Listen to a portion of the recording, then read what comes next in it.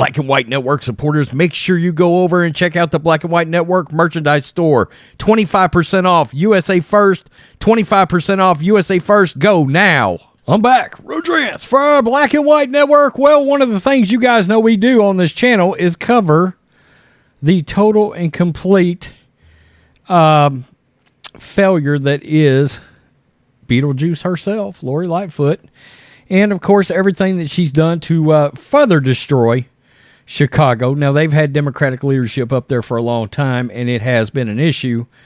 But things just got worse. You brought in a radical mayor, a member of the LGBTQ, LMNOP community, that jumped right on that defund the police bandwagon.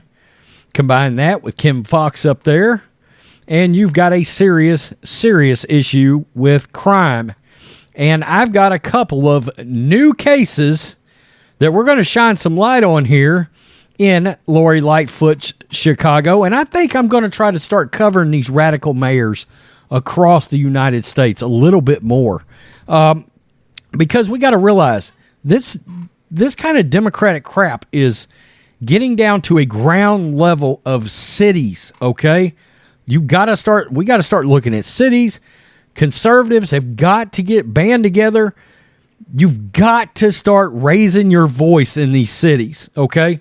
I feel like conservatives just have sort of conceded these cities, okay? And I'm not sure that necessarily is the case. Look, when you've got Oregon in play for a potential Republican governor, I wouldn't count nothing out at this point. I really wouldn't.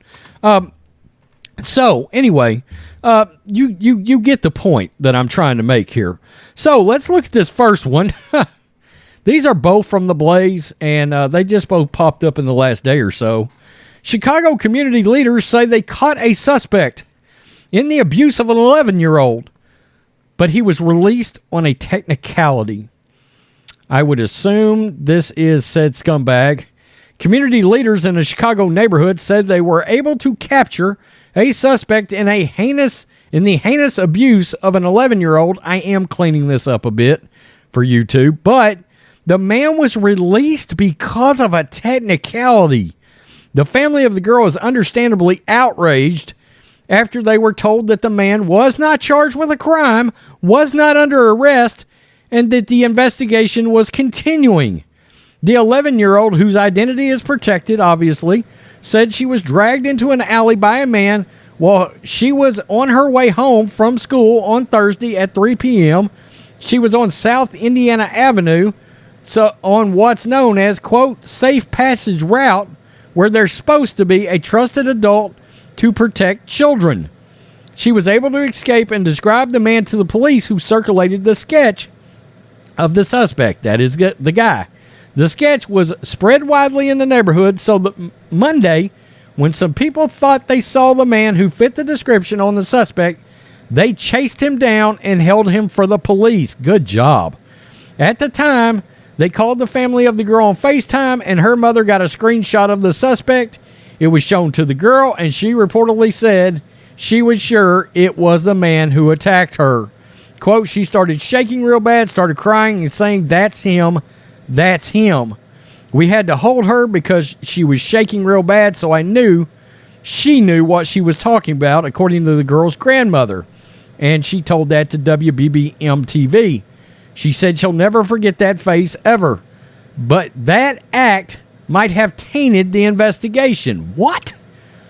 The family's victims said the police told them the photo identification isn't the same as picking a suspect out of a lineup. Okay. Quote, the detective is working with the state attorney general's office and the family. We're going to do whatever we can to build the case properly, but that's obviously not a positive photo array, said Chicago Police Chief of Detectives Brennan Denahan. I don't know. WBBM TV legal analyst Herb Miller explained the problem when a crime victim is shown one picture of an offender that in and of itself is tainted. It's called unreliable identification. At the very minimum, they should see multiple people, multiple pictures, multiple people in the lineup. Okay. Miller went on to say the man could be charged later on after a better legal case against him is established by police. The family and supporters are pressuring officials to move faster to charge the man. They also want to know where the safe passage workers were when the girl needed them the most. Where were they when my grandbaby needed them? Where were they? It's sad that you have to have something called, quote, safe passage to begin with. And it gets worse from here, I guess. I don't know. 11-year-old is probably worse, but this is pretty damn bad. Woman arrested after Chicago landlord found dismembered in freezer. We got us a Jeffrey Dahmer situation up here. That's right. Literally. On Monday, Chicago police discovered the body of a missing landlord stuffed inside of a freezer located at a home. I mean, can it get worse up there? What is going on? What is Lightfoot doing? Are you still singing karaoke and dancing the cha-cha right now? Are you just ignoring everything? You've got to be ignoring things on purpose at this point. You truly do. I mean, come on. You got urban gang warfare to freaking what looks like serial killers going on. Wow. I mean, is that the worst place on the planet at this point? A tenant who rented a room in the landlord's house was believed to be connected to the grisly murder and taken into custody. Frances Walker, the landlord, resided in her home for decades and sometimes rented rooms out to other females. Neighbor Miranda Costello told WFLD, quote, I know that she's very friendly.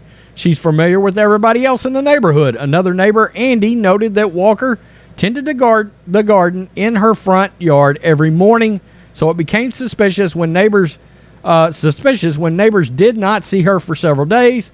We just assumed she was sick because it's flu season. And then we started to realize she wasn't around, and we tried calling her. We received no text or call, and that's when we thought something had to have happened. Chicago Police Chief of Detectives, this guy again, Brendan Dinahan, stated, quote, when the police arrived, that individual told the police that there was another suspect who lived in the residence who the other tenants were afraid of, and that suspect had recently called a tow truck and carried a heavy bag out to the tow truck. Authorities tracked down the tow truck, who reported that the person he was transporting had pulled a knife on him. When the officers arrived at the scene, they took the suspect into custody. The driver revealed that the suspect allegedly tossed a large bag into a garbage can about 3 miles from the residence. Police located the trash bag and discovered it was filled with blood-soaked towels and animal remains. Holy shit. Based upon that evidence, the detectives were able to go into the residence, and they eventually discovered human remains in the freezer. At that point, we backed out of the residence to secure a search warrant. Walker's body had been dismembered, and the tenant suspected to be responsible for the gruesome murder was placed under arrest. Sources told WFLD the female tenant is currently being questioned by authorities, but is not cooperating with the investigation. No shit. The news outlet reported Chicago Police Department opened a homicide investigation, but no charges have been filed at this time. Hope to God the DA don't let her go. I mean, at this point, nothing would surprise me. Remember the guy with the axe in NYC? Yeah, got arrested again. Yeah, got let go again. Wow. Another week in Lori Lightfoot's Chicago. Unbelievable. I mean, she is literally trying to successfully just run the gauntlet of heinous acts committed in one city. In how many different ways can we come up with for one person to have lost total and complete control of an entire area? Congratulations. This woman is running for re-election. Unfortunately, the candidates behind her, they don't look much better. You got an old Obama-loving progressive radical that's also trying to get in there. I can't remember her name. I mentioned her in a video. I ain't going to worry about it right now. Eventually, we'll have to talk about her again. So, make sure you hit subscribe. Beetlejuice. Wow. We got us a serial killer. We got an 11-year-old abuser. Police pulling technicalities on that. Wow.